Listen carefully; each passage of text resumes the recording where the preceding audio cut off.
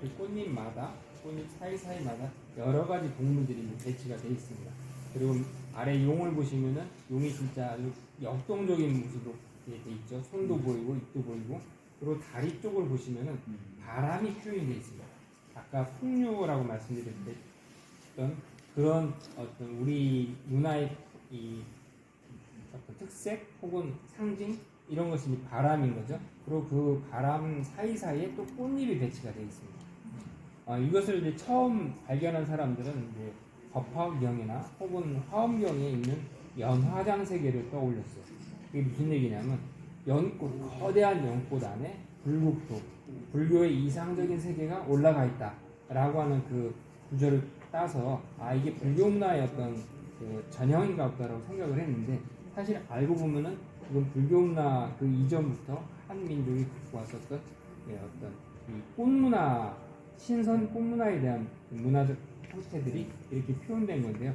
그 이면에는 또 어떤 것이 있냐면, 상단 부분은 몸을 돌려서 활을 쏘는 그런 기마, 활 쏘는 인물도 있고요. 제 쪽에서 보입니다. 나중에 시간 될 테니까요. 그리고 말 타고 달려가는 모습도 보이고요. 그래서 이 위쪽은 어떤 문화적 특징이 있냐면은, 옛날 대륙에서 말 달리던 부여 그 이전부터 대륙에서 말 달리던 북방 기마 민족의 특성들이 이렇게 위에는 표현이 되어 있습니다. 그리고 아래쪽에는 이제 백제는 22담로 잘 아시죠? 여기 코끼리도 있고 악어도 있고 타조 같은 새도 있어갖고 도저히 한반도에서는 발견할 수 없는, 중국 연안에서도 발견할 수 없는 타조 같은 동물은 아라비아 지역에 살죠. 그 코끼리는 잘 아시겠지만 태국이나 이쪽에 있고요. 이 해양 세계를 아우르던 22담로로 해양 세계를 아우르던 그런 백제인들의 세계관이 이 아래쪽에 이제 담겨 있게 됩니다. 이 두 가지 세계관이 같이 이제 맞물려서 안고 있는 거죠. 그리고 위에 보면 봉황이라는 새 밑에 5새가 봉황을 바라보고 있어요. 5마리 기러기라고 표현하는데요.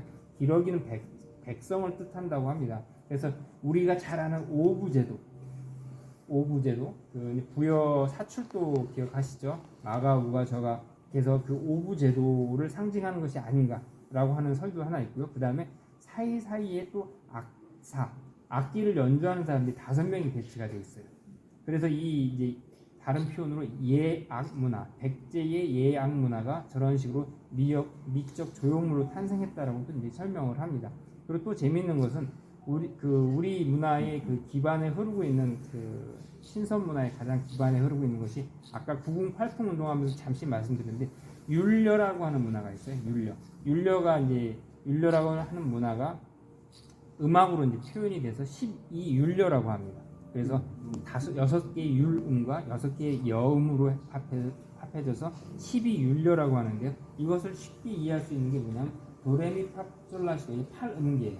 근데 우리 전통 이 아시아의 음악은 12음계입니다. 그것이 이제 이렇게 표현됐다라고 얘기를 합니다. 왜 그러냐? 12음계를 압축한 것이 공상각지후 오음이라고요. 그래서 5마리 새가 자연의 음악 오음을 내고, 사람 5 악사가 인간의 오음을 내고, 오음과 오음이 어우러진 그 위에 봉황이 앉아서, 봉황은 5가지 색깔을 갖고 있다라고 해요. 그래서 행의 기운을 안고 있고, 그리고 소리를 5가지 소리를 낸다고 그래요. 울음소리가. 그래서 오음을 갖고 있다라고 해서 봉황과 여의주와 그 다음에 5마리 기러기 혹은 5마리 새와 그다음에 악사가 어우러져서 율려의 세계가 펼쳐지는 거죠. 율려 세계를 좀 더 쉽게 말씀드리면, 신선들이 사는 이상적인 낙원이에요. 율려 세계라고 표현하는데, 그것이 뭐 무릉도원이라는 표현도 있고요. 그 다음에 신선 세계라는 표현도 있고 다양하게 표현이 됩니다. 근데 백제 사람들은 율려 세계를 요 윗부분에 이렇게 표현했고, 그 율려 세계가 쫙 펼쳐지는 거죠. 그래서 연기를 피우면은 이 산 사이사이로 연기가 쫙 피어 올라가면서 아까 보셨던 산 위로 구름이 가득 차고 안개가 피어오르는 신성한 그런 신선들이 사는 세상이 펼쳐지는 거죠. 그런 것을 이 백제의 이 미술적 이 능력으로 이렇게 표현해 놓은 겁니다. 그리고 제가 보는 쪽에서 보면은 아까 그 꽃 위에 있던 도깨비, 그걸 이제 허도깨비라고 부르는 그 도깨비가 제가 보는 이쪽에서 자립하고 있어요. 그쪽에서는 안 보이시고 제가 있는 쪽에서 나중에 이제 보시면 됩니다. 이걸 개인적으로 관람하실 시간을 드릴 건데요. 그래서 이 금동대학로에는 우리 전통적인 북방 문화가 그대로 있고, 그래서 이 공통적인 것들이 고구려 벽화에 나오는 공통적인 요소들이 많이 여기 담겨 있습니다. 이 금동대학로를 단순히 불교적인 그런 재래품으로 보지 않는 이유가 여기 나오는 사람 얼굴을 하고 있는 새가 나와요. 인면조라고 하는데요. 이 인면조가 이제 고구려 벽화에 세 종이 나오는데 마찬가지로 여기도 세 종류가 나옵니다. 근데 인면조의 특징이 우리가 알고 있는 인면조가 서양에서 인면조는 약간 불길한 새예요. 근데 동양에서 인면조는 불길한 새가 아니라 상당히 길한 새거든요. 그 이유가 뭐냐면 딱 하나의 차이가 있어요. 모자를 쓰고 있어요.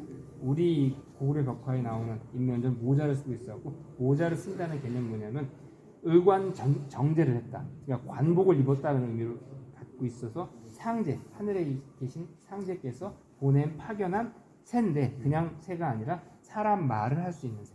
그러니까 신의 메신저라는 의미를 갖고 있어요. 그래서 그 고구려 벽화에 나오는 인면조의 이름 세 종류 중에 두 개를 말씀드리면 천추, 가을 추자입니다. 그래서 천년을 사는 새, 천추. 그다음에 만세, 만년을 사는 새라 만세라고 하는데, 이 전통이 그대로 이어져서 고려 때 그 왕이 행차하는 깃발에는 천추와 만세가 있었어요. 그래서 임금님한테 그 우리가 환호할 때 어떻게 해요? 만세.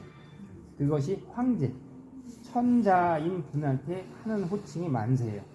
근데 그것이 조선시대 때 끊쳐서 우리는 천세 했던 거지만, 원래 우리 조상들은 대대로 이 만세와 천추 문화를 갖고 있었고, 고구려 벽화와 동일하게 이 금동대학로에도 이 인면조, 모자를 쓴 인면조가 세 개가 등장을 해서 그 문화가 공통이 고구려와 백제가 공통으로 갖고 있다는 것을 알 수 있고요. 그리고 이 전통은 어디로 이어지냐면, 지금도 경복궁에 가보면은 사정전에 가면 건물이 두 개가 있는데, 그 임금님이 계시는 사정전 옆에 있는 건물 하나 이름이 천추고요, 하나가 만춘이에요.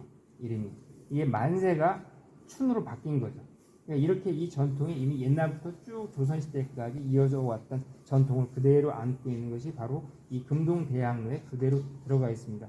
그래서 이 위쪽은 사실상 백제가 갖고 있었던 부여로부터 나온, 그 부여로부터 고조선 부여로 이어온 그 문화적 전통성을 그대로 위에 투영했으면서, 근데 아까 이제 설명드렸을 때 동성대왕께서 죽고 나서 이제 이 위쪽 지역을 고구려한테 뺏기고 나서 백제는 시선을 바다 쪽으로 돌릴 수밖에 없었어요. 그래서 이 담로가 더 발전할 수밖에 없었고, 그러면서 원래 그 북방 기마 민족의 특성과 함께 해양 민족의 특성까지도 그대로 이것으로 이제 표현해낸 거죠.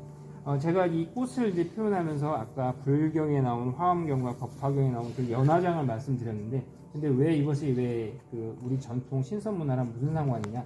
그것을 알 수 있는 그 예화 그 설화 중에 하나가 뭐가 있냐면 이공본풀이라고 하는 설화가 있어요. 제주도 설화인데, 거기 보면은 어떤 장면이 나오냐면 서천꽃밭이라는 곳이 나와요.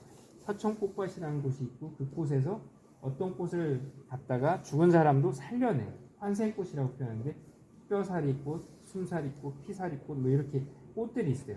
그 꽃들에는 어떤 꽃들도 있냐면 멸망꽃도 있고 웃음꽃도 있고 울음꽃도 있고 다양한 꽃들이 존재를 합니다. 여기 밑에 이제 보시면 용 사이에 꽃 모양들이 이렇게 있는데, 아까 보셨던 그 영상, 우리가 영상을 보는 거 보면 그 중후반부에 바람과 구름과 꽃들이 막 하늘을 뒤덮는 그런 장면이 나오잖아요. 무령왕릉에 가보면 모든 벽돌 문양들이 꽃으로 돼 있어요. 그리고 관도 꽃으로 장식했고 모든 것을 꽃으로 표현하고 있거든요. 그 불경에 나오는 연화장이라고 하는 것은 불국토를 표현하고 석가모니 혹은 이 부처가 앉아있는 그 좌대를 표현하는 식으로 그렇게 표현한다고 치면, 이 백제 문화에서 꽃이라고 하는 것은 사방팔방을 다 채워요. 모든 것을 꽃으로 채우는 문화를 갖고 있었던 거죠. 그것이 바로 서천꽃밭, 뭐 이런 문화 속에서, 물론 서천꽃밭이 나오는 그 이야기, 이공본풀이 이야기가 과연 백제 시대에도 있었느냐, 그걸 알 수 없지만 과거부터 쭉 이어온 이 꽃문화, 그 생명을 주관하고 어떤 신선이 되고, 그 내용 중에 이제 바리대기 설화라는 게 있습니다. 바리대기 설화에 보면은 자기 죽은 부모님을 그 마고 여신께서 준 꽃으로 살리는 장면이 나오거든요. 이렇게 여러 설화 속에서 생명을 살리는, 생명을, 죽음을 극복해내는 선문화에 대한 특징들이 우리 전통 설화 속에는 있었고, 그것이 백제 그 이전부터도 물론 다른 버전으로 있었을 것 같아요. 그것이 쭉 이어오면서 이런 문화재로서 여러 가지 꽃 장식으로서 표현한 것이 아닌가 저는 추정을 해보고요. 그리고 또 재미있는 것은 고구려 벽화에도 상당히 꽃이 많이 표현되어 있습니다. 놀랄 정도로 꽃이 많이 표현되어 있고요. 그리고 무령왕릉에서 나온 이 왕과 왕비 베개에도 보면 여러 가지 꽃들, 고구려 벽화에 나오는 꽃과 동일한 꽃들이 장식되어 있는 것을 우리가 많이 볼 수가 있거든요. 그러니까 이런 제가 지금 설명드린 것들을 이제 머릿속에 좀 담고 전체 한번 둘러보시고